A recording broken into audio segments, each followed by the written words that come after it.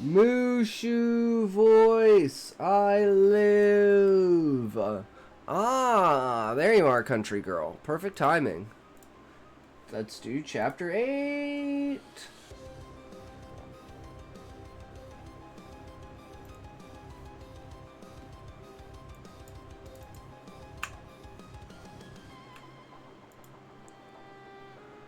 Return to the earth. So I'm guessing this is finally the actual births, or the ritual births, the actual ritual and consignment and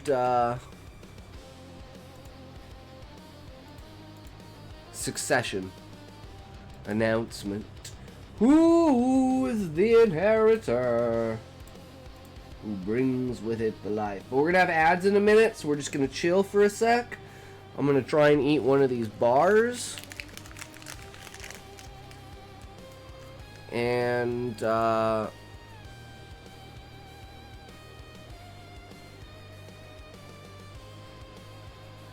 doesn't matter. Fuck it.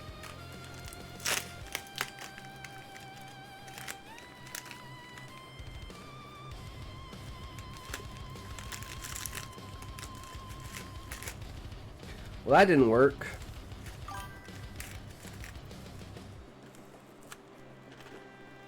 You're alright.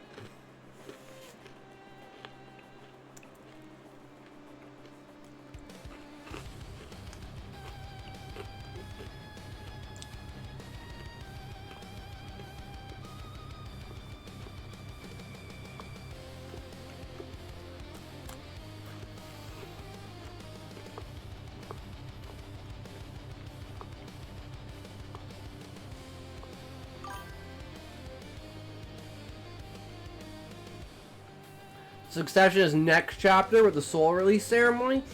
Damn it, country girl, you're blue balling me.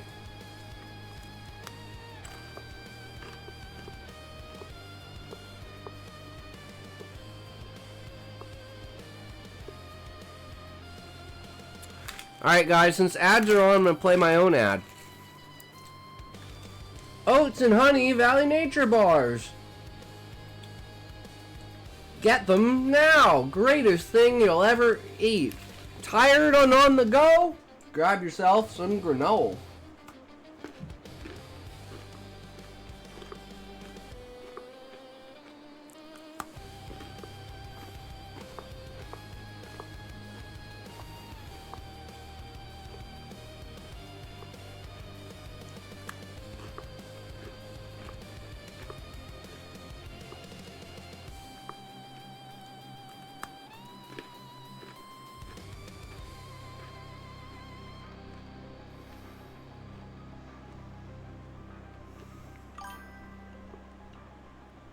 Patience is a virtue, indeed.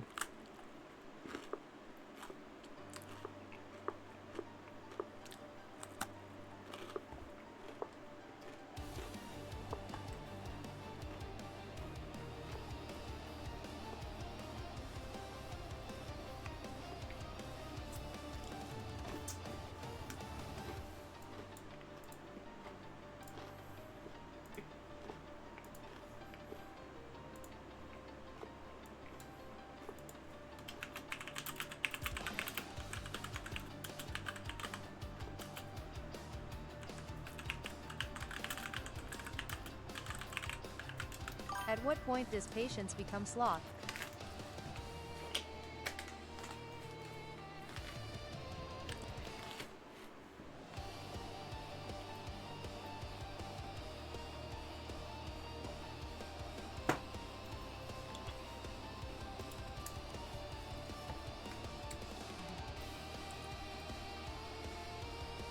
I think there's a very important answer to that question.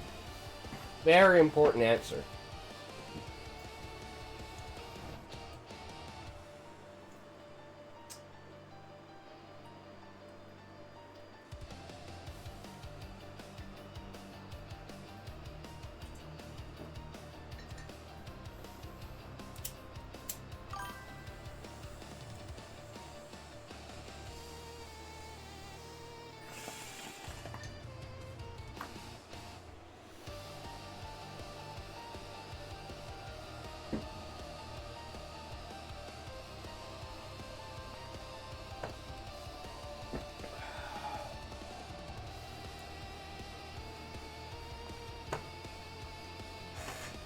True country girl, but I'll make it even simpler. Intent. Patience means that you care. Sloth means that you don't. ITTOCSI don't want to be the best anymore. Based on subjective, you know.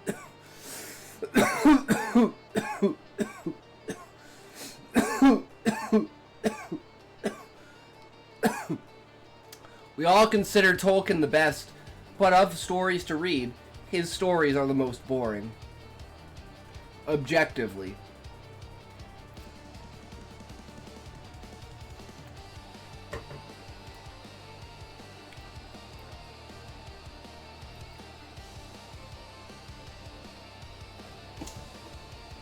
I don't know why the TTS can't say my name. Blasphemy. Hitox. Oh, it can. It just doesn't like capitals. When you capitalize my name, Callie, I don't like it. Can't say Vigintillion anymore. Blasphemy! True. Country girl.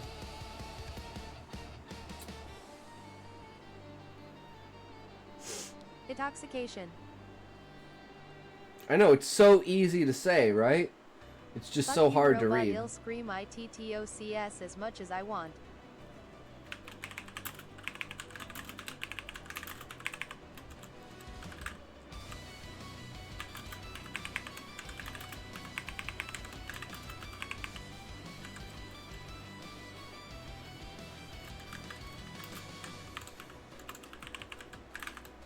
Itox, itox, ITTOX, ITTTOCs, ITTOCs, ITTOCS. Put an extra T in there, but you get the point. Granted, I did read and enjoy the Silmarillion. Capital need to be in the beginning, or it gets confused. Stop it, Itox! Oh, I thought you were gonna say something sexual again.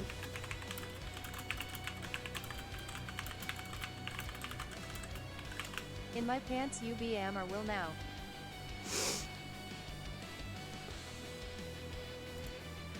There you go, Callie.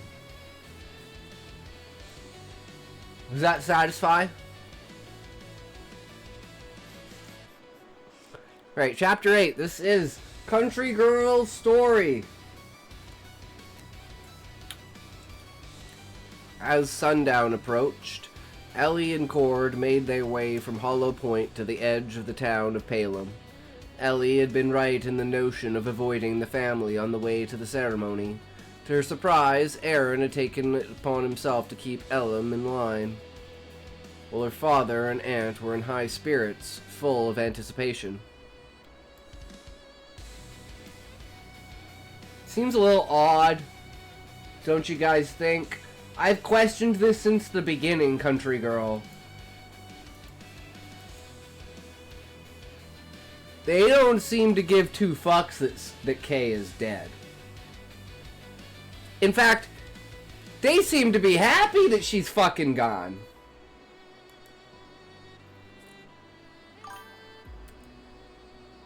King and M suck as people. Sounds about right. People suck.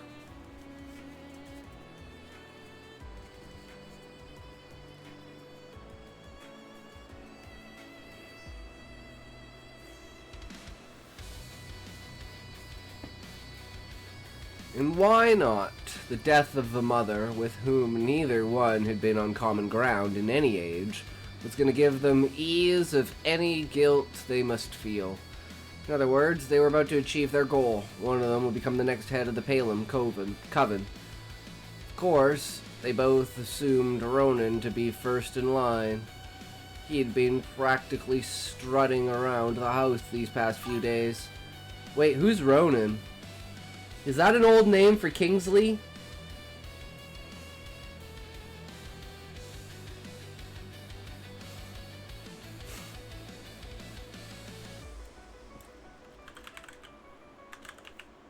I don't remember if it has an E in it or not. I think of it as King Sly. Is that intentional?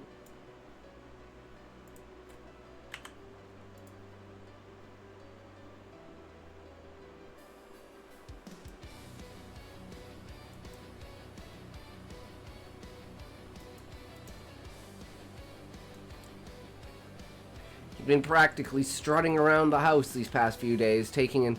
It's like... CountryGirl, it's not as bad as Callie. I'm almost having problems getting into Callie's story because it keeps changing the name of the main character. And I just have to remember in my head that this is Stella.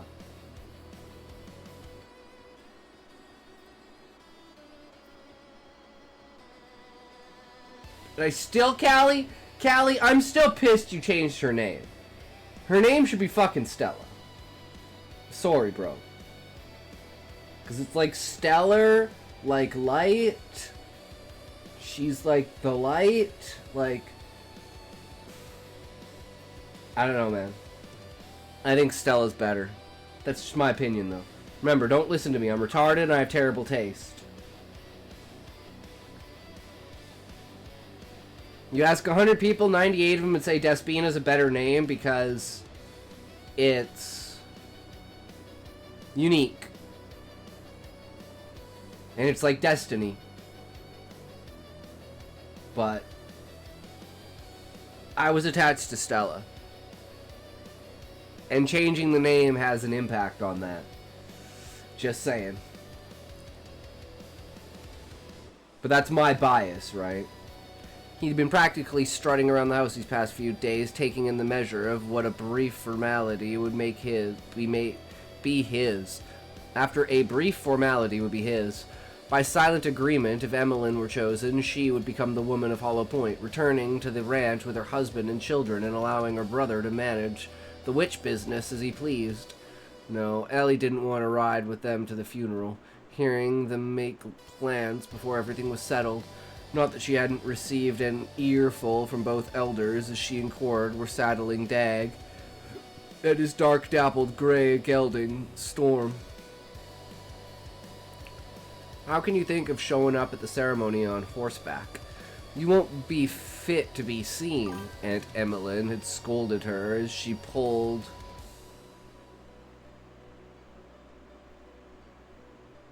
Wait, is Dag smoke or is Storm smoke?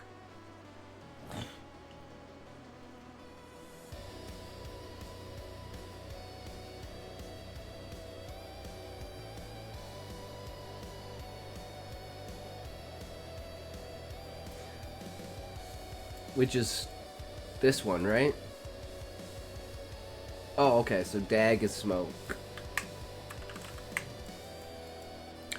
How can you think of showing up at the ceremony on horseback? You won't be fit to be seen, Aunt Emmeline had scolded her as she pulled on a well-used old riding jacket. You could very well get excited and get loose and disrupt the entire process.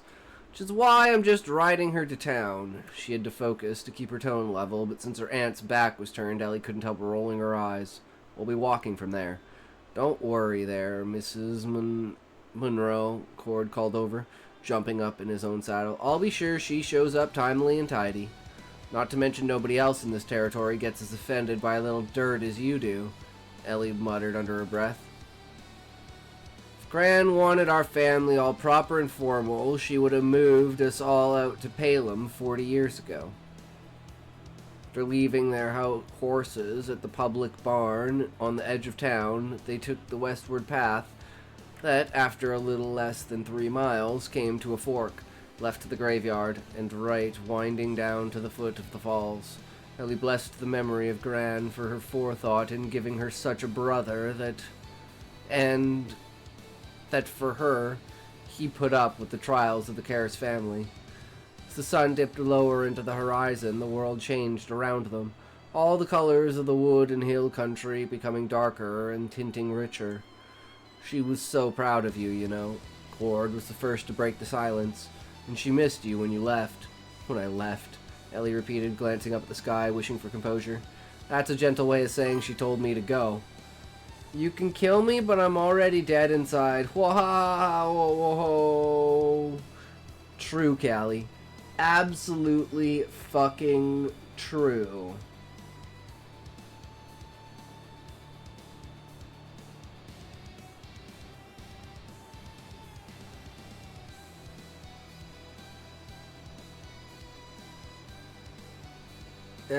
Cord tried to reach out, but she was... Cord tried to reach out to her, but she was determined not to be touched and evaded as they kept walking. She wanted you to know more than what you'd been through in Pale Terror. She wanted you to know... Think that's how the jerker feels the Joker, yeah. I think that's how the jerker feels the Joker, yeah. True, Callie. Absolutely true. She wanted you to know more than what you'd been through. I don't know, this sentence just doesn't make sense to me. I see what you're trying to say, but there's something missing in the sentence. More about the world than what you'd been through in Palem.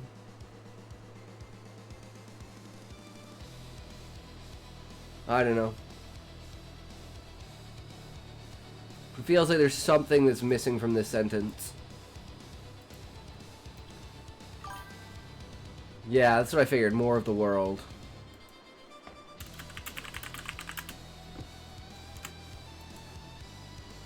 If you mean what happened between me and Jeremy, she snapped at him.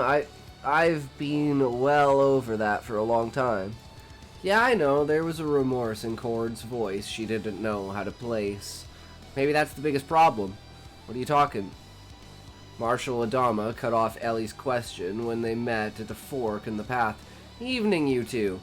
Fittingly, for the occasion, he was more formal, not to mention cleaner than Ellie or Cord had ever seen him. To say nothing that his usual good cheer was missing from his eyes. I'm surprised he missed it again.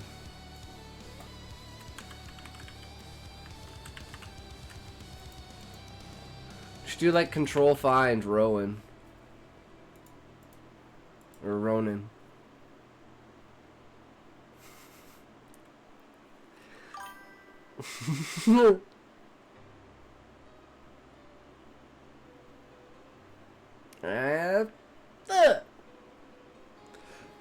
True.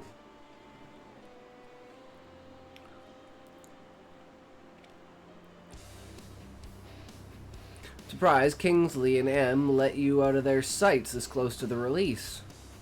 She snuck out, Cord supplied, chuckling.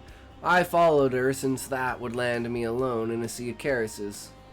Ellie shot him a glare and an elbow that she hoped would be enough to silence the colored commentary for the night. Tonight's about grand, not family arguments. Smart girl, Tad beamed at her, just like Miss K. Three of them walked until they had first sight of the iron fencing. The fencing that marked the boundaries of the burial ground. So, not to sound like the rest of your family, Cord spoke clearly, grasping for a safe topic. Do you have anyone in Borum or anywhere else? In other words, if I met a man to make an honest lady out of me, she snorted.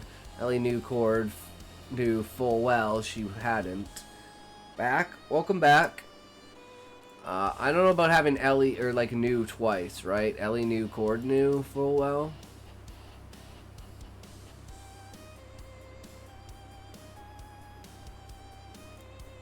Like maybe Ellie was aware? Like just to change the word? Like Ellie was aware, Cord knew full well she hadn't? Intentional? Okay. She knew Cord knew full well she hadn't, but she was fine with letting herself be distracted. Nope, just traveled a bit. I went back east for a while and then ended up down in the Gulf about a year ago. Settled in there, alright, if that's what you want to call it. And in all of that, not one young man to match you, Tad interjected, wanting his part of the teasing. My guess is a few, not for lack of trying on their part. Pretty young lady like you. Hardly. Casual flirting is one thing, enough to be anywhere close to being stuck with one as a partner and husband for the rest of my life is another. Ellie didn't mind bantering with them. Jokes from Cord and the good Marshal were at the head of another beast all together from what she heard from the corners of the attack from her father, aunt and brothers. were at the head of another beast altogether. From what she heard. From.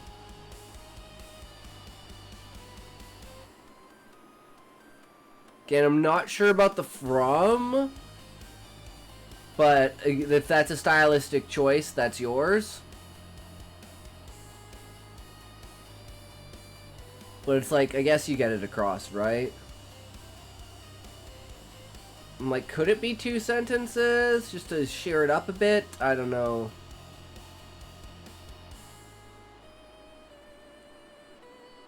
For one, the laughing at her was in good fun. And for another, she knew these men sincerely wished her to be happy. Though that reminds me, I know I wrote Cord about it, but not sure if you heard about what I was doing down in the Gulf. I had a job working for Colt Barrowman. The gunman? That caught the marshal's attention, so much so that his broad hand moved to the rest on the holstery war. What's he having you do? Little of this, little of that, in exchange for an extra pair of hands around the shop. He's teaching me how to channel through the iron and steel when the need arises. Ellie could admit, at least to herself, that it was nice to steer a conversation away from subjects she'd rather avoid, even how to plant my magic in it when it's being made. Really, Tad's ears had perked up at the famous name. Ellie knew both men well enough to understand that the best way to distract them was to talk about magic, or weapons, or both. And it helps you shoot. How does that work? That depends on the spell I use, she smiled at her secured audience. Some help in aiming, others for distance.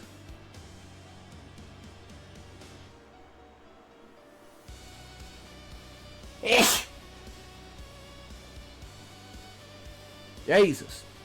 When I get back, Colt said he'd teach me how to control the damage that the firing does. Who knows when you might need to wound without a fatal shot. Smart and almost totally ruthless, Tad laughed. Oh, you're a Karras and a Reynolds, all right. No mistake. The three walked through the archway of the cemetery. A small crowd of people, clad all in black, that had already assembled, came into view. Ellie saw Renee, evidently leading the conversation, with whom she recognized was Asa and the heads of the other families with the Palem coven. Beside them, silhouetted in the evening light, was the long cedar coffin in position to be lowered into the earth.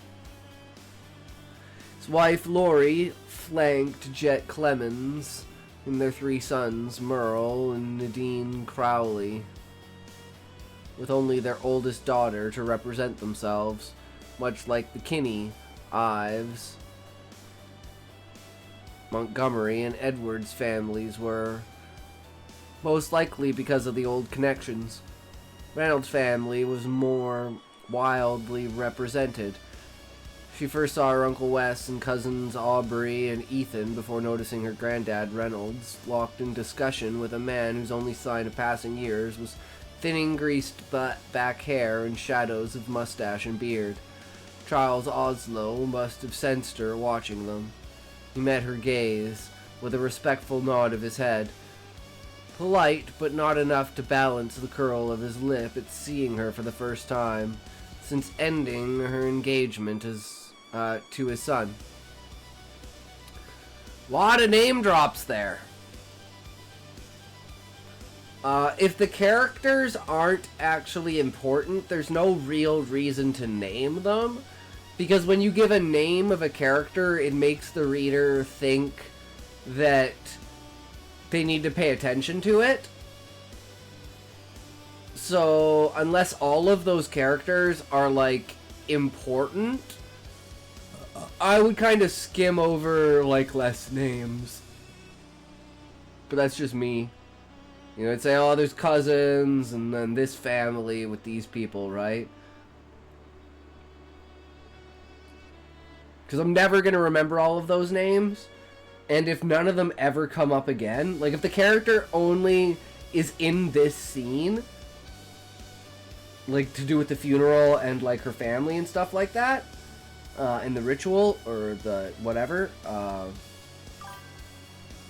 Gives you an idea of scope and gives people leave to pop up later. Okay.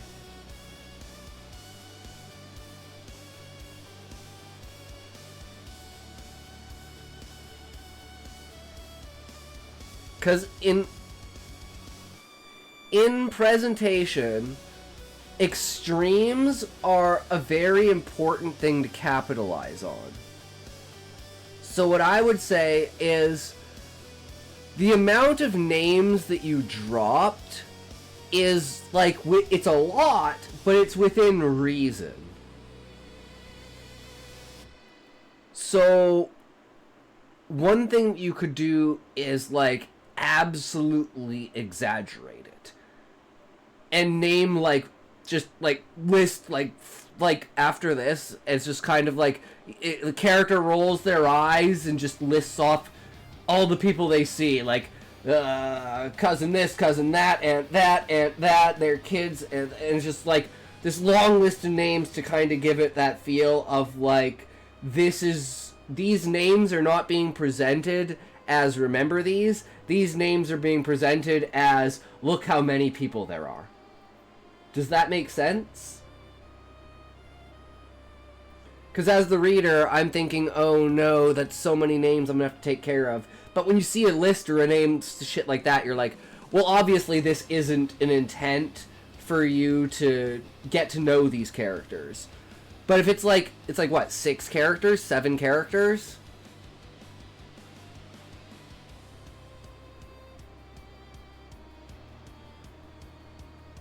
Because you already know West, you already know the Reynolds, you already know the Granddad, so it's like those 3 and like those 5 essentially. But you only name 2, so it's more like 4. So I feel like adding in 5 more names would just make it so the reader is like, okay, this is just amount of people. Because right now it feels like it's just barely on that cusp where it's like it could be that, or it could just be like, oh shit, we're introducing a bunch of characters. So if none of the characters are really extremely relevant, that's what I would do at least for now. And then you can change it up which ones you notice first, which will be important for the character. And you can differentiate, here's the characters that are important, here's the characters that I'm just listing for you to know that there's a shit ton of people. And this coven is pretty fucking big.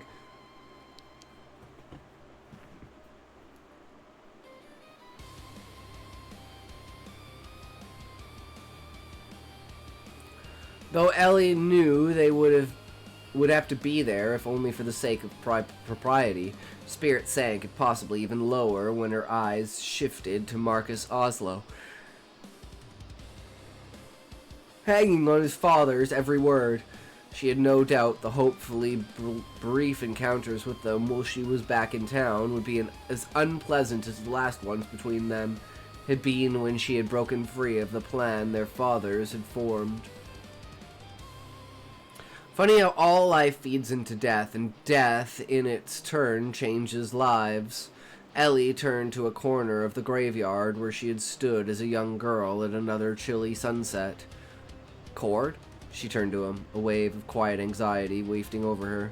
I need to... Say no more, kiddo. He squeezed her shoulder tightly.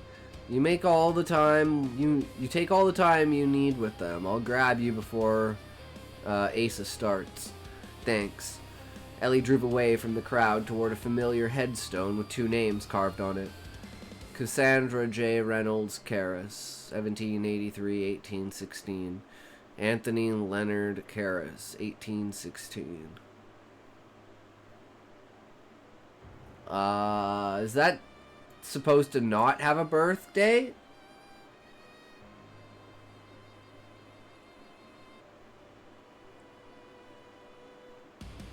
Because that's something that's like, wait, what? So if that's intentional, that's a good use of contrast. Of being like, yeah, this one was born, this one wasn't. Kind of idea. Or like, no one knows when he was born. Mystery, mystery, who is he? So if that's intentional, that's something that will absolutely grab the reader's eye.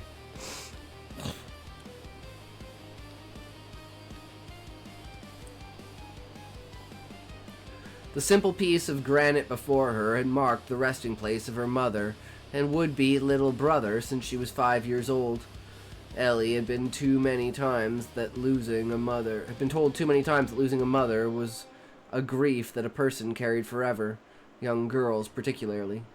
If that was true, then why did she feel the sudden loss of Gran as a weight tenfold than what the former had ever been? Maybe being too young to remember the woman who gave birth to her neglected her right to mourn for her.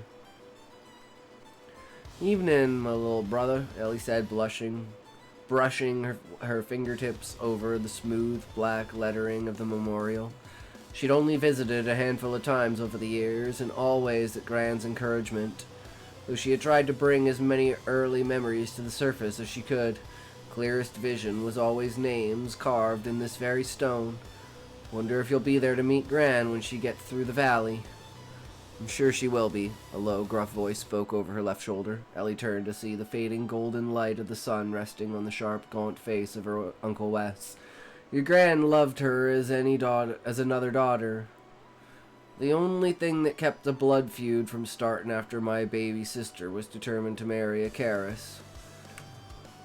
Didn't take too long to forgive her for that," she asked, giving what she hoped was an ironic smile.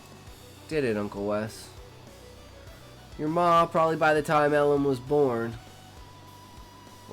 Uncle Wes moved to wrap a broad, tender arm around her shoulder.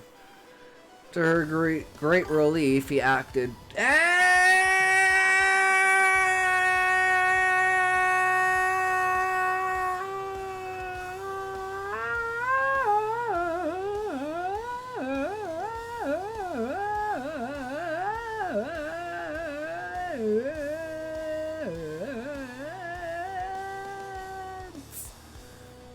It's the ads up in here. We got us some ads. My nephew takes phone. That's never good.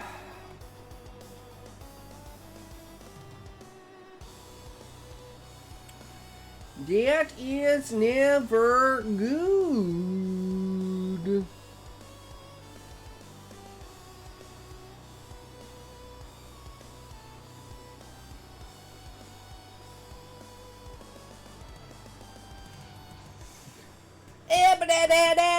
Get your ads up in here. We need to get ourselves some ads. You throw out the ads, I'll throw out the money. You get the money, we'll go on ads. Don't you worry why we do it for you. Don't ask questions just because we know you can't think. So you got to Ellie stopping by her mother's grave.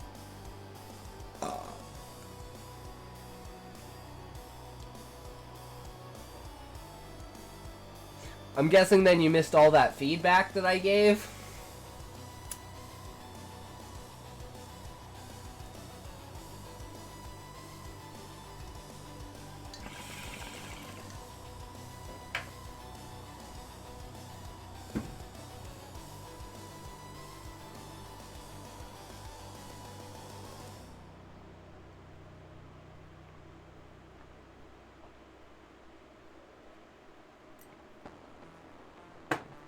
Well, shit.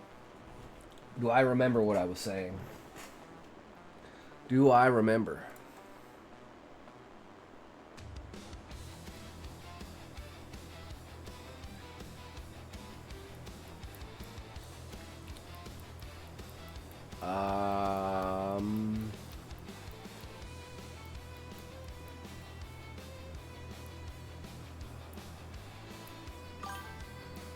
No pressure, I can watch the vid back later. Yeah, one of them was about this, whether this was intentional. I don't remember anything else.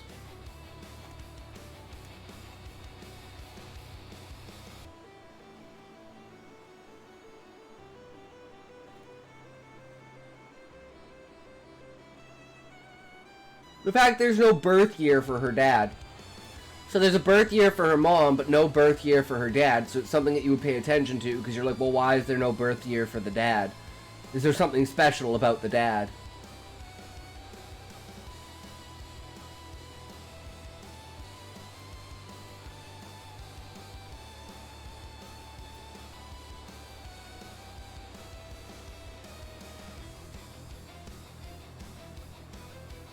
Oh, it's not her dad. It's this. Oh, that's her brother. Oh.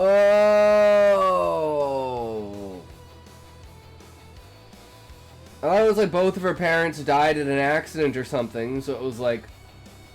But now, no, now that makes sense.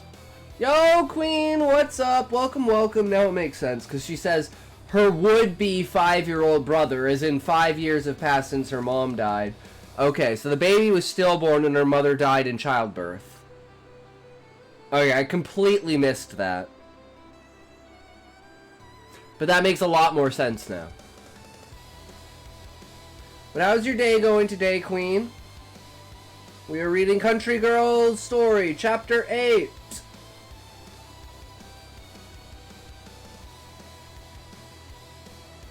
Just another day, right? Another day in the rain, chilling with the boys. Nothing but hate up in here, right? It's going, kinda working on my story finally. Ooh, how's your day been? Busy. I had my nephew and niece over, so I didn't really get much to do with the story done. Yeah. That was my day today.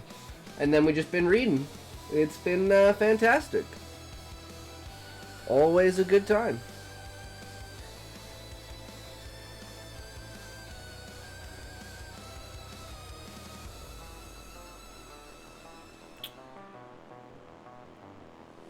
Not sure I'll ever forgive Kingsley, though. Personally, I never thought he lived up to his name.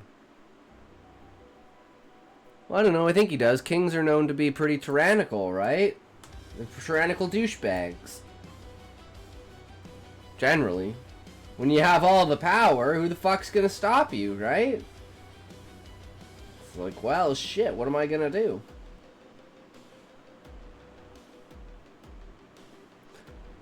But we did, Queen, we came up with the idea of what we're gonna do for the shorts. So for the shorts, so we're gonna have 3 videos initially, and then 3 shorts. And the shorts are going to be just random letters from Trevor in his journal. So just random journal entries. And that's how I'll build up people getting into the world, because they'll want to know what the hell is going on and everything. That'll pull them into the stories. They'll read the stories. They'll have to read through the entire line of it. And that'll get retention, or that'll get interest, which then will maintain retention, then will build growth, and expansion into other worlds. So it's like I have an entire strategy going into this entire YouTube channel, so I'm going to see how well it does compared to the other YouTube channel. And see if it's like, if I want to monetize, if it's a direction that I should go. Because the other stories channel isn't really going anywhere, right? It's too random, but that's kind of what the point of it is, right? This is just to be random stories. But then it's like hard to be like, do I want to watch this? Because it's like, oh, well, this story is a fantasy. I don't like fantasy. Oh, this story's a horror. I like horror. Oh, this story's sci-fi, right? So there is an aspect of that that I didn't consider when I first started the channel. And I'm like, well, why do all these like people have all these different channels? Because they're all for niche. So when you go to that channel, you know exactly what you're going to get. So you don't have to be like, well, they came up with a video, but I don't know if it's what I want to watch. So strategy is very important with that, especially when you're starting off the bat, right? Because if you can get that hype in the algorithm, that will just instantly shoot you to the top, right? And then you're not going to get buried under everything else trying to claw your way from the bottom. At least that's how I feel about it. I'm literally like comparing it to StarCraft. Like pros will be like, oh, well, I hit the top of the ladder. I'm just going to create a new account and start over again. It's like, that's pretty much what you do with YouTube. Okay, well, I've maximized the potential of this channel. Let's make a new channel. Such is the way. See what you're saying? But I mean, at the end of the day, I just want to make stories, right? If I can make a little bit of money on the side, that's good. But that's not like, you know, I'm not like, oh my god, I have to make these stories. I have to make a YouTube channel that hits 1 million subs and gets like 100,000 views a day, or I'm not successful. It's like one person watches my video, I'm successful. In my mind. Like, me posting the video is me being successful because I've accomplished my goal. My goal is to produce content. I was too little to remember her. Ellie fixed her eyes on her mother's name. Gran used to tell me I looked like her. She was probably just trying to comfort me. Oh, you do, honey. You've got little Cassie's eyes, her hair. Touched the loose hair of her braid as gently as he would, trying to calm a spooked horse. And her ears, now that I'm looking, small and round enough, look like a pair of twin waning moons. I feel that my only goal with my story is just to finish it. Yeah, like my goal with, well, technically my goal with starting streaming is to write my book. Which we're well on the way of in the fact of getting better as a writer, to the point of I feel 6 more months of improvement and we write the fucking manuscript. We just hammer down and we just write it. As simple as that. We just need to get comfortable and better at like the editing and revision phase. That's literally like what I'm focusing on by going into beta reading specifically, and like trying to promote reading other people's stories, is to build that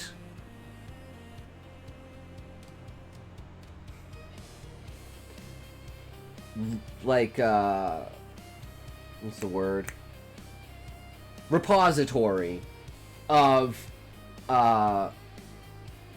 information on how do I look at other people's work, why do these things resonate with me in other people's work, how can I look at my work at like a third-party angle without thinking about it as my work, and being able to critique it in the same way that I do other people's work, right? And that's literally the goal for the next like 6 months or so. Yeah. And then on top of that, we're also going to be doing art so that I can do like concept art for visualization, to see if like, and what I want to do is like I want to describe something, right? And then I want to show the picture and say, does this match in like even the smallest, tiniest way that description in your head? Or is it like so far away from that, right? And it's like, how do I get it closer to that? And the reason for that is like practicality of movement through the species. If I can't make the right image in your mind of what the species looks like, there won't be a, like, it might be confusing when I do certain things with movement and action.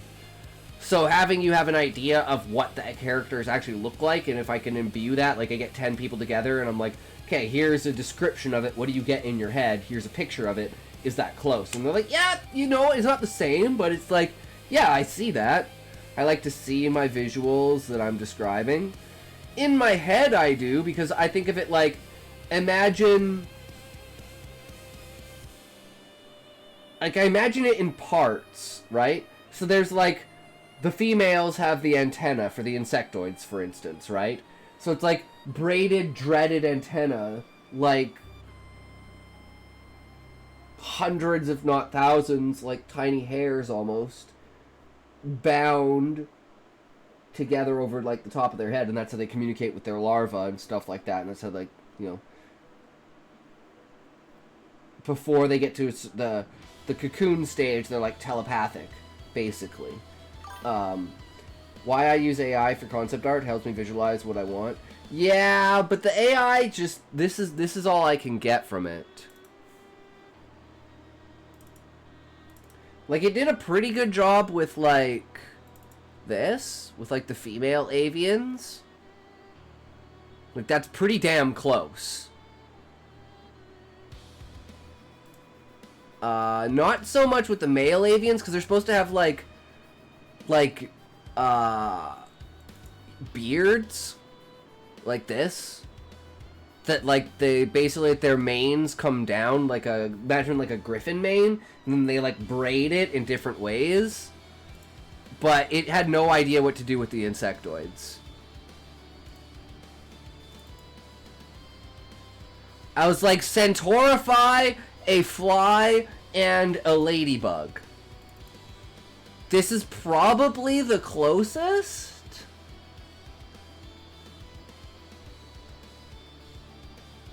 But the shell would be, like, down here?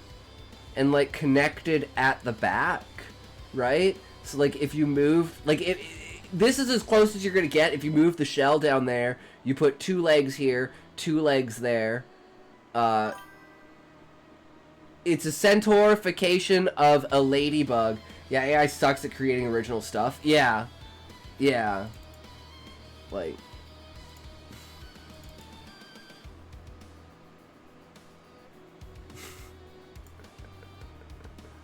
And then there's the octopi.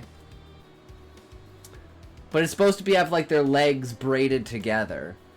Like, imagine their legs, like being like this. Right?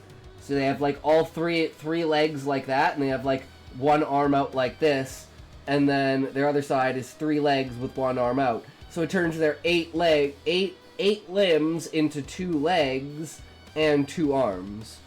And then they kind of, like, bob and sway as they move, because they're boneless, right? Because they're, like, structured. So think of, like, kind of like Squidward in a way. I'm talking about with photos, Ninja. But if what you meant to say is they suck at making original art, yeah, I can see that. I had help with ChatGPT in helping me improve my story with added vocabulary, but if what you meant to say is, yeah, the visual art aspect of it, yeah. It's good at coming up with original words, not good at coming up with original images if you're trying to go for a certain direction, right? So, and that's where I fell short with AI, where I'm like, this is like my rendition of what my insectoids should look like.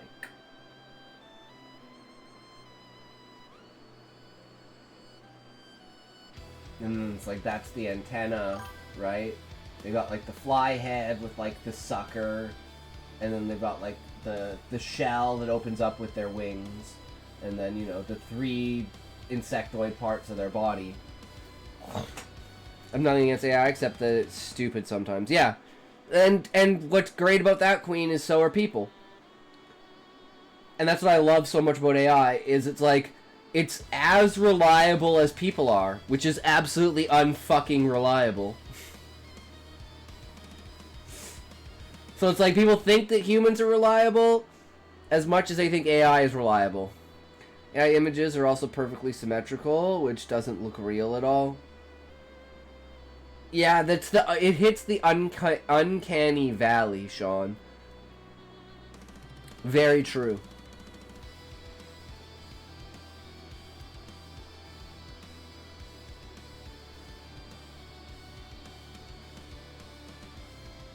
So I'm told. Ellie took a step back, just as she was searching for a new subject. She noticed he wore a distinctive pin on his lapel. There was still enough light around them to see the figure was a wood-carved likeness of Lady Abelina, patron saint of justice and law. Judge Wesley Reynolds, now is it? When was the election, Your Honor? That trinket looks new. Found my seat on the bench near the end of last year. It was Uncle Wes's turn to shift uncomfortably on his heels. Nothing so special. Old Burke died in the middle of a hanging trial. Called me to take up the post. Must have impressed few people because I won the race a month later. Wonders never cease. Good to see you, Wes, Cord mutters, stepping into his place on Ellie's left. Elv, it's time. Good evening to you, Miss Ellie. Renee turned, sensing her approach, and a hush fell. And you, Mr. Cortez, Judge Reynolds, Marshal Adama. Good of you to make an appearance tonight. Wouldn't have missed it. Tad doffed his hat. giving a respectful nod to the casket. I knew Miss Kay since I was a boy. She was a wonderful lady. Well said, Marshal, said Mayor Abraham Locke as he and the rest of the Karras family arrived. He was a short, heavy-set man who, if anyone were to judge by his stubble, they would think he'd never had a quality shave in his life. Kay Rel Karras was a pillar of the community. She will be dearly missed. The body burial was a fairly straightforward proceeding. Asa spoke of the child he aided in bringing into the world of a woman she ultimately became. Of what she said, Ellie heard perhaps one word in 5. She couldn't bring herself to meet anyone's gaze. Instead, she kept her eyes on the coffin, leaning on Cord completely. Sure, she'd fall to pieces if he wasn't there to hold her up. Out of dust, all peoples came, and back to dust they returned. Tone of Asa's voice wasn't so much recitation as it was melody. Those who remain honor those who have passed, and so we honored Kay this night. They lowered the coffin, and then, in an unexpected move, Renee and Asa motioned for Ellie to lead the coven members in filling the grave. You were her anchor to this world, child. Ellie wasn't sure if she had actually heard the High Mother Banshee speak softly to her, or if she had placed the message in her head, but could bring herself to find comfort in it either way. Even coven members every coven member had encircled the coffin, and as their time came, used magic to fill in the grave. Since Ellie was the first, she was also the last, but when the role returned to her, she couldn't bring herself to raise her hand. Cord saw and suddenly did an unprecedented, but to Ellie, a deeply touching thing. He stepped into the circle and covered her hand with his and raised it. You got me. I got you. Don't worry. It's okay, he whispered to her. The last of the grave was covered, and together they formed a dark marble headstone. She could feel the bond being invoked to access her magic. Their two voices formed the words. Words, though. Typically, she didn't know where her weakness ended and her strength began. Kay Rel Marriott Karras, 1746-1837. Elder of the Hollow Point Coven, dearly loved. Thank you. Ellie nodded to Cord as the dust of the spell settled. She didn't care that all eyes were on her and Cord. She clung to him as if her life depended on it. I couldn't do that alone. Of course. His grip tightened around her. They stood together, unconcerned about anyone else in that instant. But don't thank me until we get through the hard part.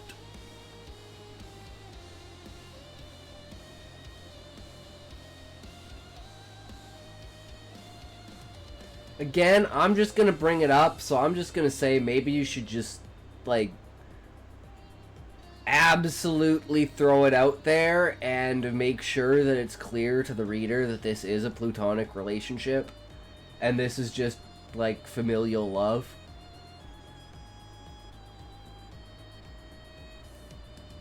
Because, again, like, I'm, like, switching the tone in my head of, like, not having that knowledge and having that knowledge. And it still feels like these characters are, like, destined to fall in love.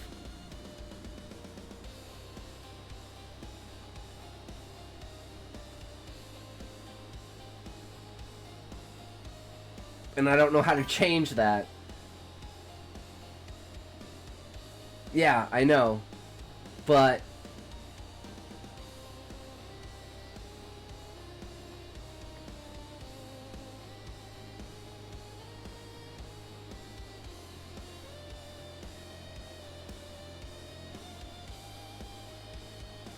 just making sure that the reader knows that. Wherever you put it. Not impossible, but it can be hard to write platonic relations between opposite genders. And Ninja, I think that's why you just have to have it as the character. Like, the character just, like, the problem is, because in my mind, it's like, it's a total setup. Like, this is following the cliche setup of a romance. So it needs to differ in that way, or be stated in a certain way that changes the tone to familial. Because at first, I thought it was familial, but it seemed weird. And then it was like, oh, they're adopted. So it's not, they're actually... Yes, and that's why I thought it was really weird at the beginning, Country Girl, and then it became... not so weird when they found out that, like, he's a foster brother, and then her talking about a husband, and then talking about him. Like, it just seems like there's a lot of foreshadowing pushing them together. That if you don't want that, she doesn't think about being attracted to him at all. Then you should really put that in the story to make the reader know that this is platonic, because it's like you're edging them in a certain direction. And I know it's a really, really... and the problem with it is it's a really hard, like, emotional moment, and you're trying to establish the character. But you have to make sure that you're establishing the character aside from the event itself. So that we don't feel like we've got the wrong impression of the character. And he doesn't say any of the obvious pining comments. Just an advice. That isn't your intention. Try your best to make that clear. Exactly. And one simple sentence about, you know, because readers can get the impression that they're being led to being a couple in the end. And one simple sentence will completely derail that. And, you know, you don't have to say, oh, it's a platonic relationship. You can just say, you know,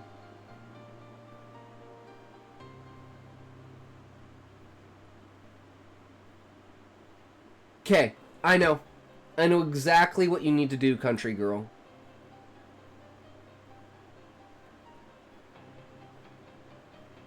You need to make it so that physical contact with Cord calms her.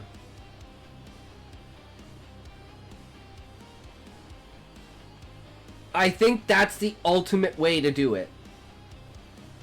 Because when someone you love touches you, it usually increases your heart rate, doesn't lower it. But when someone is like familial love, then it's like you go from like racing heart to like, oh, just relief, right? So that's what I think I should be looking for now. That has happened? Okay. What was the one word again that made you think they were going to be a couple?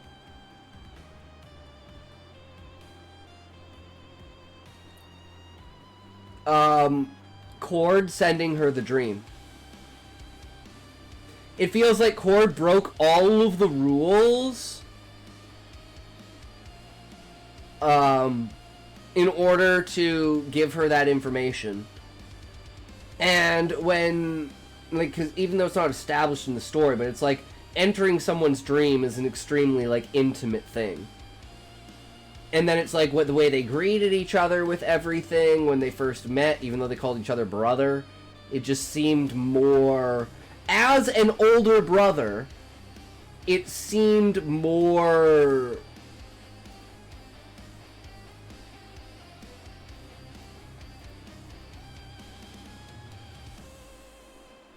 I don't know what the word is. Less platonic, right? But again, that could just be me, right? So take that into consideration as well. That it could just be me. But just like, I feel like some things are just slightly off with... But then again, you know, I'm not a very physical person. So despite being an older brother, right? Like, for instance, I would never hold my sister's hand. Right? I'd put my hand, like, over top of her hand. Right? It's like a different kind of thing, right? It's like putting your arm on their shoulder. Like this versus like this. It's like the subtle things, right? It's a head pat versus like a cheek squeeze, right? It's those small, subtle differences that I pick up on being an older brother. And just being like, this just feels a little too close. But, you know, that again could just be me. So you'd have to go through multiple people and see, like, if they feel like this is a romance story. So maybe it's something to do with her perspective. It could possibly be the fact that Cord is one of the only people that treats her well. So it just comes off in the contrast of how everyone else treats her. So there is that. But all in all, total overview of the chapter. Very solid. Has the emotional weight to it. You've got the build-up. The only thing I would say is maybe making the scene inside of her head a little bit longer for, like, the in-between, like, the first time she throws the dirt down, and then, like, maybe have, like, a flashback, a memory moment that really gets you into the feelings of the character. And then when she comes around again and she's unable to lift her hand, it feels more impactful because you've just lived these memories with her. So now you're inside of her head, and it's like you understand how she's gone from the first time of doing it. It's like as soon as she did that motion, it was like everything just fucking hit her, and then she just couldn't hold it together anymore. So maybe show more emphasis on that, of her breaking between that small time period. And that'll have that effect even more potent for the end of it. But other than that, it's fantastic, and I love it. And not having, like, having the dread of Kingsley fucking adds. I'm just going to type it out because I'm going to forget.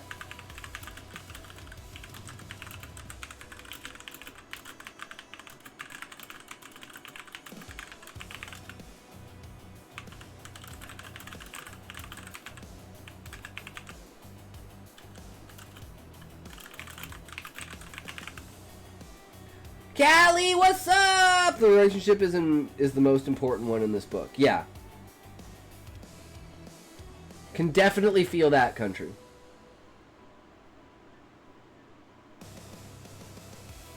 Marvel Rivals today! Yes, Callie. What are we at? What time is it? 9:30, so... in about 4.5 hours, Callie. 4.5, 5 hours. And we'll probably be doing that. She meets future husband on page 1 of book 2. Okay.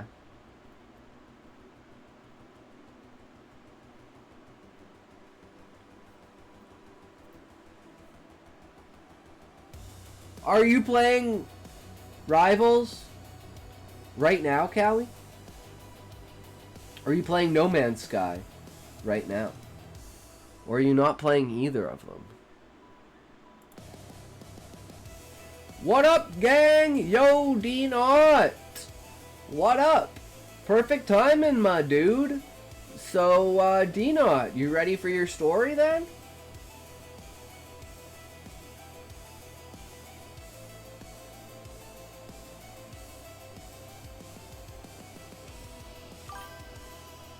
I am known for impeccable timing. Thur, yeah, thur. Sounds good, thur. Let's do it. Bring on the power of the stories.